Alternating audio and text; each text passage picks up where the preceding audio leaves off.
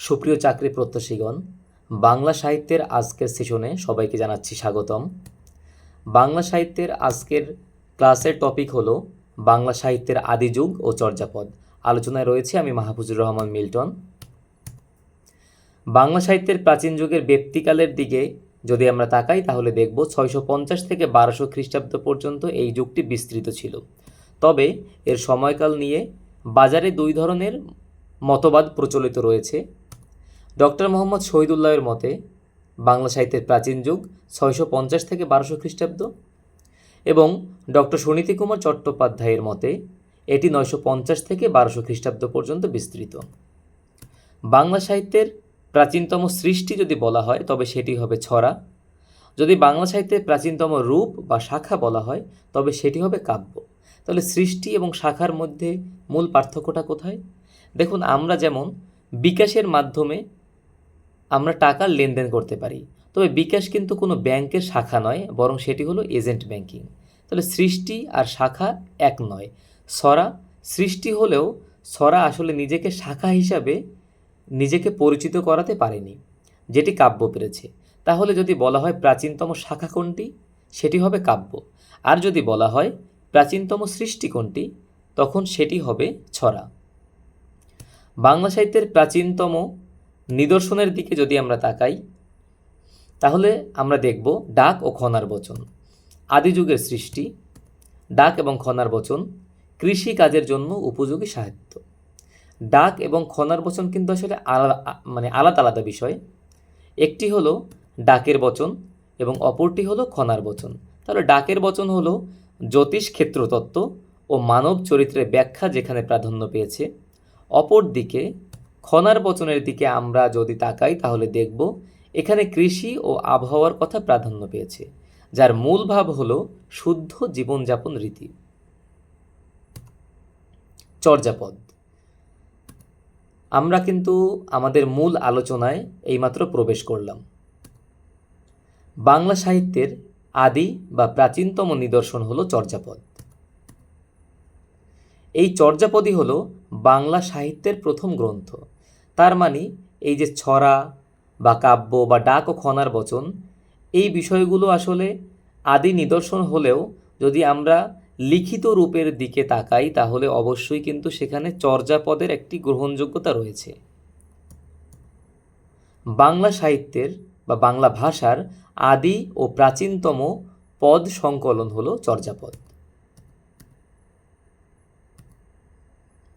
দেখুন, চর্যাপদ হলো সাধন সঙ্গীত। সাধারণত সহজিয়া বৌদ্ধদের সাধন সঙ্গীতই হলো চর্যাপদ। এর বিষয়বস্তু হচ্ছে সহজিয়া বৌদ্ধ ধর্মাবলম্বীদের সাহিত্য। এটি মূলত গানের সংকলন, কবিতার সংকলন বা আমরা এটিকে কাব্য সংকলনও বলতে পারি। এই চর্যাপদের বিভিন্ন নাম রয়েছে, যেমন চর্যাশ্চর্য বিনিশ্চয়, চর্যাগীতিকোষ, চর্যাগীতি বা চর্যাচর্য বিনিশ্চয়। তাহলে চর্যাচর্য বিনিশ্চয় এই শব্দগুলোরও আলাদা আলাদাভাবে অর্থ রয়েছে। যেমন চর্য শব্দের অর্থ আচরণীয়, অচর্য শব্দের অর্থ আচরণীয় নয়, বিনিশ্চয় শব্দের অর্থ নিশ্চিত রূপে জানা যায়।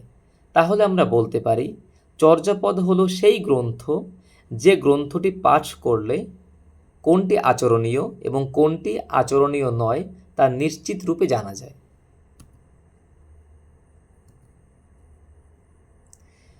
এ পর্যায়ে আমরা দেখব চর্যাপদের টাইমলাইন। দেখুন, 950 থেকে 1200 খ্রিস্টাব্দ। এই 950 থেকে 1200 খ্রিস্টাব্দ হল চর্যাপদের রচনাকাল। সপ্তম থেকে দ্বাদশ শতকের মধ্যবর্তী সময় পাল আমলে সহজিয়া বৌদ্ধ সিদ্ধাচার্যগণ এই চর্যাপদ রচনা করেন। তাহলে প্রশ্ন আসতে পারে যে কোন শতকে? উত্তর হবে সপ্তম থেকে দ্বাদশ শতক। কোন আমলে? পাল আমলে। এবং কারা রচনা করেন? সহজিয়া বৌদ্ধ সিদ্ধাচার্যগণ। এখানে দেখা যাচ্ছে যে 950 থেকে 1200 খ্রিস্টাব্দ একটি তারকা চিহ্ন দেয়া আছে। তার মানে এই বিষয়টা নিয়েও মতভেদ বা মতবিরোধ রয়েছে। ডক্টর সুনীতি কুমার চট্টোপাধ্যায় সহ অধিকাংশ ভাষাবিদের মতে চর্যাপদের রচনাকাল হল 950 থেকে 1200 খ্রিস্টাব্দ। তবে ডক্টর মোহাম্মদ শহীদুল্লাহের মতে এর রচনাকাল 650 খ্রিস্টাব্দ। দেখুন 1907 সাল। তাহলে 1907 সালে কি ঘটেছিল? 1907 সালে চর্যাপদ আবিষ্কৃত হয়।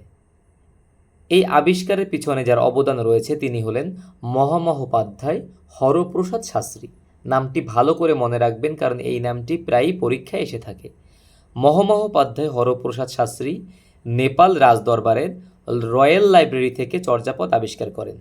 তাহলে প্রশ্ন আসতে পারে যে কোন দেশ থেকে আবিষ্কার করেন? উত্তর হবে নেপাল থেকে। নেপালের কোন লাইব্রেরি থেকে আবিষ্কার করেন? রয়্যাল লাইব্রেরি থেকে আবিষ্কার করেন বা রাজ গ্রন্থশালা থেকে আবিষ্কার করেন। চর্যাপদ আবিষ্কার হলো, তাহলে অবশ্যই চর্যাপদ প্রকাশেরও একটি বিষয় কিন্তু এখানে আসে। দেখুন 1916 সালে চর্যাপদ প্রকাশিত হয়। চর্যাপদ প্রকাশের সম্পাদক ছিলেন, যিনি আবিষ্কার করেছেন তিনিই কিন্তু সম্পাদক, অর্থাৎ মহামহোপাধ্যায় হরপ্রসাদ শাস্ত্রী। তো এটি যে প্রকাশিত হয়, এটি প্রকাশিত হয় বঙ্গীয় সাহিত্য পরিষদ থেকে। আপনারা একটু এই পরিষদ বানানটা একটু খেয়াল রাখবেন। এখানে কিন্তু খণ্ড ত ব্যবহৃত হয়েছে, দ কিন্তু ব্যবহৃত হয়নি, ফলে বানানটি হবে পরিষদ, পরিষদ নয়।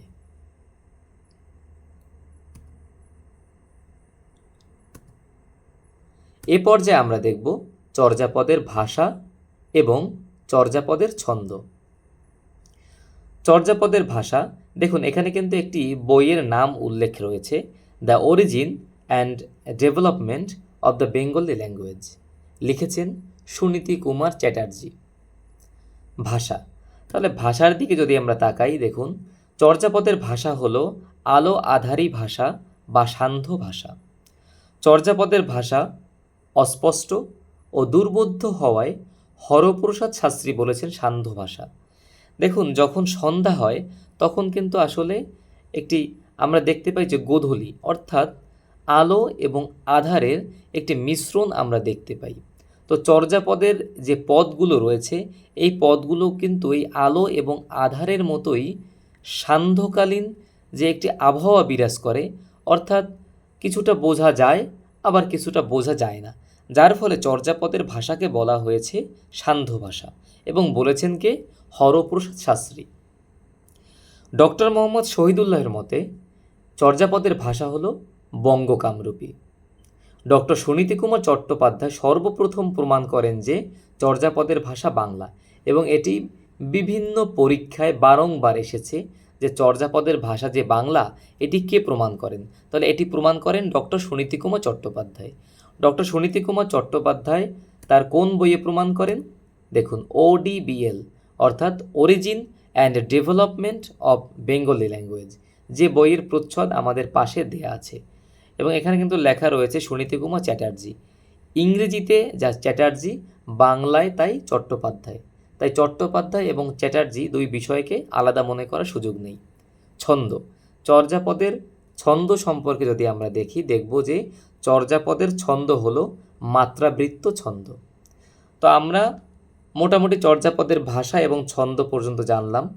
পরবর্তী ক্লাসে আমরা জানব চর্যাপদের পদ, চর্যাপদের পদের রচয়িতা বা পদকর্তা, এবং আরও বিভিন্ন বিষয় নিয়ে আলোচনা করা হবে।